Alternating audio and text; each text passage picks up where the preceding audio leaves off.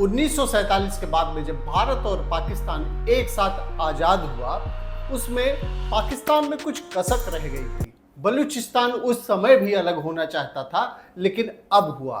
पहलगाम में अटैक के बाद में जिस तरीके से ऑपरेशन सिंदूर चलाया गया, उसके बाद में एक पाकिस्तान को जो हमेशा के लिए दर्द हो गया, वो हो गया बलूचिस्तान ने अपने को स्वतंत्र घोषित कर दिया।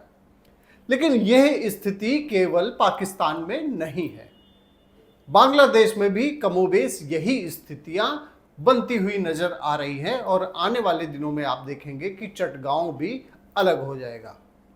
नमस्कार, मैं हूं राजीव, आप देख रहे हैं आपकी खबर राजनीति। देखिए, राजनीति के इस विषय में जैसा कि आप देख रहे हैं कि बलूचिस्तान ने अपने को आज़ाद कर दिया। 1947 के बाद से ही लगातार उस प्रयास में था, लेकिन पाकिस्तानी सेना ने ना कि बलूचिस्तान को ही केवल, और यहाँ तक कि जो अब बांग्लादेश बन गया, जिसमें भारत की बहुत बड़ी भूमिका थी बांग्लादेश को बनाने में, लेकिन बांग्लादेश एहसान फरामोश निकला और बांग्लादेश ही भारत को आंखें दिखाने लगा और चिकन नेक को अलग करने की बात करने लगा। सेवन सिस्टर्स ऑफ हिल्स जो है उसको अलग करने की बात करने लगा, चाइना को इनवाइट करके। लेकिन देखिए किस तरीके से कर्मा रिटर्न्स होते हैं, और वही चीज अब बांग्लादेश के साथ में होने जा रही है। चटगांव जो उनका चिकन नेक है वो अलग होने के कगार पे है। और इसकी क्या स्थितियां हैं, चटगांव इंडिया के लिए कितना इंपॉर्टेंस रखता है, यह भी आपके लिए जान लेना बेहद जरूरी है। जैसे चटगांव जो है वो बांग्लादेश के दो टुकड़े होते हुए नजर आ रहे हैं। चटगांव की अगर स्थिति देखें तो चटगांव बहुत ही रिच एरिया है, वहाँ मिनरल्स, ओर्स, ये सारी चीजें हैं जो काफी अच्छी खासी मात्रा में है। जंगल है, काफ़ी फॉरेस्ट एरिया है, काफ़ी अच्छा खासा एरिया है, जहाँ से बांग्लादेश कमाता तो बहुत कुछ है, लेकिन वहाँ के लोगों के लिए कुछ भी नहीं किया। और यही स्थिति रही कि चटगांव जो है वहाँ आदिवासी क्षेत्र के लोग पहले ही 1947 में भी भारत के साथ में रहना चाहते थे, लेकिन चूंकि रेड क्लिफ एरिया जो था उसी को बाउंड्री एक मानी गई, तो वो पाकिस्तान के साथ में चला गया था, जो बाद में बांग्लादेश में 1971 के बाद में बांग्लादेश बन गया। तो ये स्थिति चटगांव की है। अगर हम वहाँ के एरिया को देखें तो बांग्लादेश में चटगांव में रंगपुर और चटगांव ये दो ऐसे डिवीज़न है कि जिसको मिलाकर एक नए देश को बनाने की मांग की जा रही है। वो बांग्लादेश से बिल्कुल भी नहीं खुश है, और बांग्लादेश की जो स्थितियां हैं वो भारत के लिए बहुत ही ज़्यादा इम्पॉर्टेंट है, क्योंकि जो बांग्लादेश का चटगांव एरिया है वहाँ पोर्ट भी है, और अगर ये भारत के पास में आता है या चटगांव अगर अलग भी होता है और भारत को सपोर्ट करता है, तो भारत की स्थितियां जो चिकन नेक के अराउंड एरिया है, समुद्र का एरिया है, वो काफ़ी मजबूत हो जाएगा, और इससे भारत की सिक्योरिटी के लिए भी बहुत अच्छा ये कदम होगा। देखिए, बांग्लादेश में अगर हिंदुओं की स्थितियां देखें, जैसा कि आपने देखा मोहम्मद यूनुस के बाद में, मोहम्मद यूनुस की सरकार जो अंतरिम रूप से सरकार बनी, उसके बाद हिंदुओं के खिलाफ अत्याचार की सीरीज एक शुरू हो गई और हिंदुओं के ऊपर जबरदस्त अत्याचार किए गए।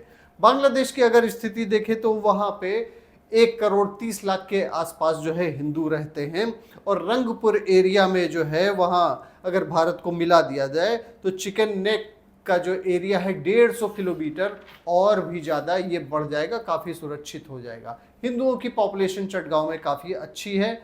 सबसे बड़ी बात यह है कि बांग्लादेश को तोड़ने की बात क्यों कर रहे हैं पूर्वोत्तर के नेता, जो इंडिया में पूर्वोत्तर के नेता हैं त्रिपुरा के, वो लोग बार बार ये डिमांड करते हैं चटगांव को अपने पास में, इंडिया को अपने पास में मिला लेना चाहिए, जिससे समुद्र का एरिया और भी ज़्यादा स्ट्रांग हो जाएगा। और 1947 से ही जो वहाँ के आदिवासी क्षेत्र के लोग हैं उनके साथ में सौतेला व्यवहार हमेशा से किया है बांग्लादेश ने, और वो भी तब भी चाहते थे, और आज भी वहाँ दो विचारधारा है, एक तो स्वतंत्र होना चाहते हैं, दूसरा भारत के साथ मिलना चाहते हैं। जैसा कि आपने देखा कि बांग्लादेश इसमें बलूचिस्तान जब पाकिस्तान में आज़ाद हुआ, उसने अपने को आज़ाद घोषित किया, तो उसने दो झंडे लगाए थे, एक तो बलूचिस्तान का लगाया था, दूसरा इंडिया का भी फ्लैग लगाया था। उसने सबसे पहले इंडिया से डिमांड की कि वहाँ दूतावास खोला जाए। यही स्थितियाँ लगभग बनती हुई नजर आ रही हैं चटगांव में। वहाँ के अगर Hindus population, what is the Hindu population in Chittagong Bangladesh, अगर आप देखते हैं बांग्लादेश में कितने हिंदूज हैं, तो वहाँ चटगांव की जो पॉपुलेशन है 86.90% जो है वहाँ हिंदू की पॉपुलेशन है।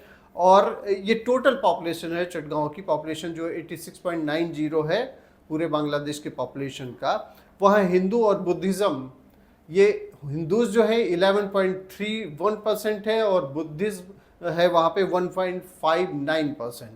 और ये सबसे ज़्यादा जो हिंदू एरिया है वो चटगांव में ही रहता है।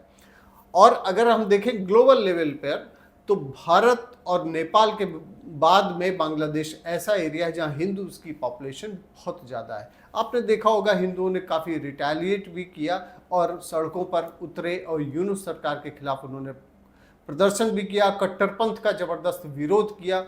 भारत में भी जो है इस बात का विरोध किया गया, लेकिन मोहम्मद यूनुस जो कि भारत के ही उसकी उपज है, बांग्लादेश जब बना हुआ था उसके बाद में मोहम्मद यूनुस लगातार जो है चाइना को सपोर्ट कर रहे हैं कि भारत को कमज़ोर करने के लिए बार बार इनवाइट करते हैं। लेकिन ये नया भारत है, आपने देखा कि पाकिस्तान को मुंह की खानी पड़ी, और पाकिस्तान को ही नहीं, पाकिस्तान के जो सपोर्टर्स हैं टर्की जैसे कंट्रीज को ज़बरदस्त जो है लॉस हो रहा है। तो ये नया भारत है। आप देखेंगे कुछ दिनों में कि चटगांव में भी जो स्थितियां बन रही है, हो सकता आने वाले दिनों में वो आज़ाद एक देश घोषित हो जाए।